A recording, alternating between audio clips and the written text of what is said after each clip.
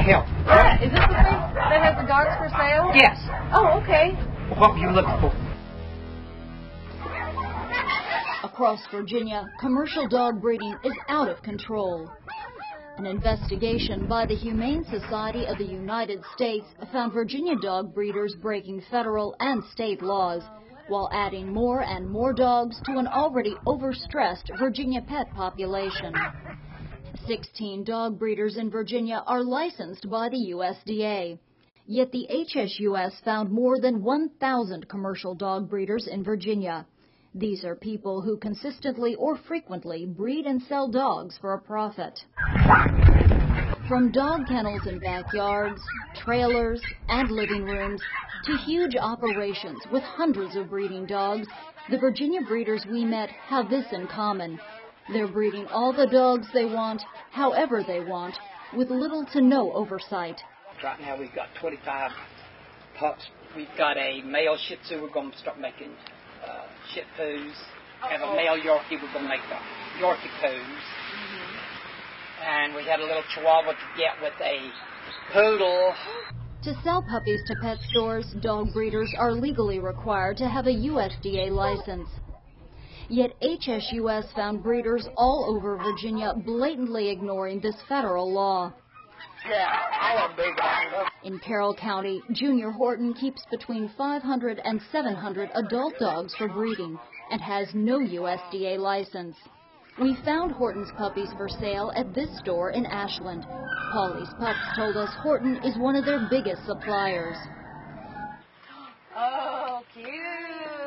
This Campbell County breeder doesn't have a USDA license. That one is 600. And neither does this Halifax operation. But both of them sell puppies to this store, Awesome Pets in Midlothian. In Augusta County, we saw hundreds of breeding dogs at Rainbow's End Kennel. Owner Jean Payne says she's been breeding dogs for 30 years. She has no USDA license and sells her puppies to pet stores around Stanton. When we went in there, we saw this little puppy that was too cute, and it was kind of a compulsive buy just because he was so adorable. Mary Johnson paid $500 for Mooch, a mixed Chihuahua Pomeranian pup, at Pets and Pals in Stanton. On the day Johnson bought him, Mooch was just 6.5 weeks old, a violation of another federal animal law. The Animal Welfare Act states no dog or cat shall be sold unless it is at least 8 weeks old. The pet store bought Mooch from the non-USDA licensed Rainbow's End Kennel, a detail the store left off Johnson's sale paperwork. The puppy seemed fine for about 2 months. Then he started getting sick.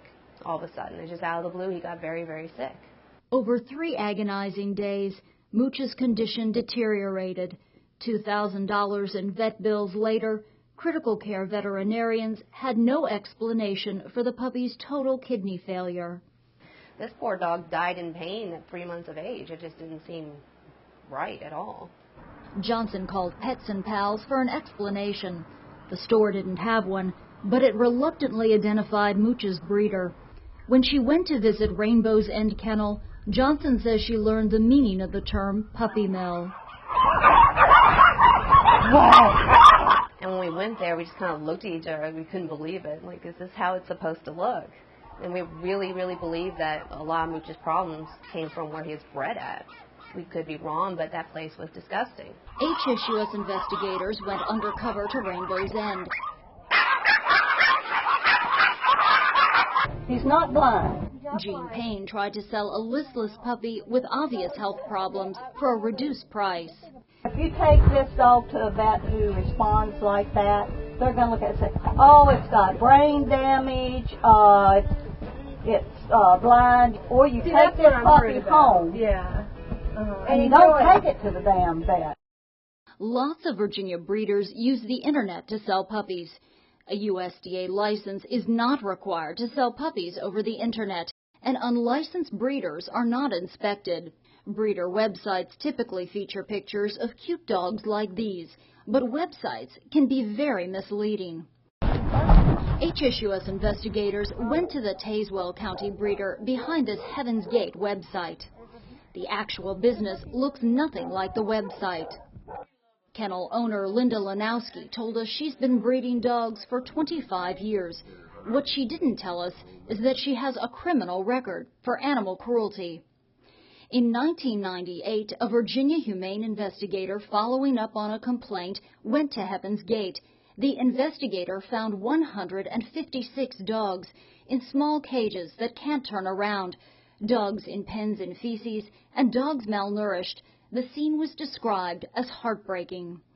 Lanowski is still breeding dogs, but because she's not licensed, the kennel isn't regularly inspected. No one but the Lanowskis see what goes on at Heaven's Gate. Virginia does have basic animal care laws which are often ignored. For example, here's a Franklin County kennel with about 40 or so breeding dogs. The dog's water was so filthy, it looked like it hadn't been changed in days. Virginia code defines adequate water as clean, fresh water. This trailer serves as a whelping shed, where the same breeder keeps mother dogs and their puppies. What we can't show you is the overpowering smell of urine in this unventilated and almost completely dark trailer. Virginia code describes adequate shelter as properly lighted and properly clean, among other things. The breeder admitted that most of these puppies' litter mates didn't survive in this trailer. How many dogs do you have? I ain't got near as many now as I did have. I got rid of them. When we ask how the breeder got rid of his unwanted dogs, There's only some dogs at the pound.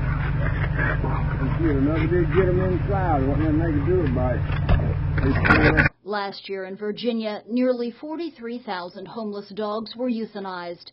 We are mass-producing puppies. More animals just be euthanized. It's ridiculous. I really wish people would stop going to pet stores. That would make a big difference. Mary Johnson has a new dog now, adopted from her local shelter.